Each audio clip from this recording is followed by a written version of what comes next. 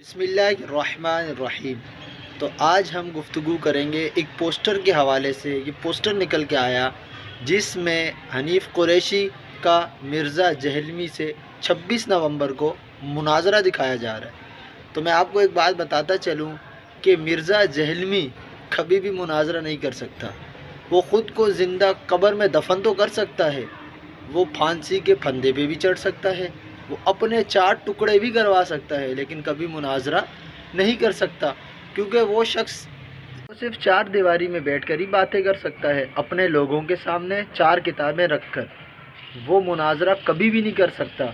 بھائی جان، میں تو مرزا جہلمی کے چاہنے والوں سے اپیل کرتا ہوں کہ 26 نومبر کو بھائی کسی بھی طرح مرزا جہلمی کی بٹھاؤ، حنیف قریشی کے سامنے لاؤ، یہاں پر ہی سچ اور جھوٹ سامنے آئے گا۔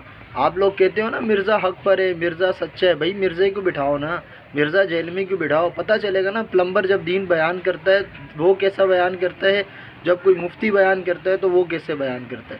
مرزا جہلمی کو بٹھاؤ تاکہ حقیقت سب کے سامنے آئے، کیا حقیقت ہے۔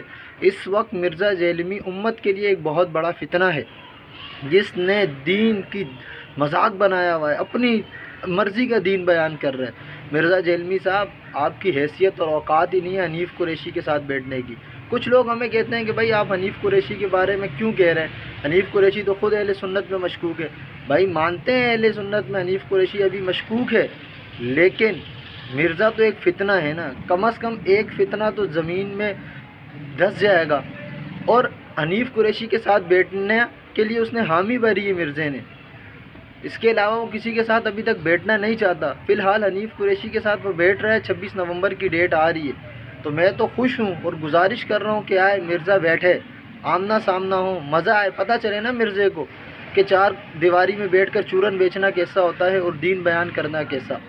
یہ اس وقت مرزا بہت بڑا فتنہ ہے۔ اللہ تعالیٰ سے میں دعا کرتا ہوں اللہ اس فتنے کو نیست و نابود کر دے، اور جتنے بھی ایسے فتنے پھیلے ہوئے امت میں، وہ چھوٹا پیر، وہ نکا پیر، پتہ نہیں کون کون سے پیر فقیر بنے ہوئے جو فتنہ ہے، اللہ تعالیٰ ہماری امت کو ہدایت عطا فرمائے۔ اور لوگوں کو بھی سوچنا چاہیے بھائی، وہ علماء کو دیکھیں، وہ دین سمجھیں۔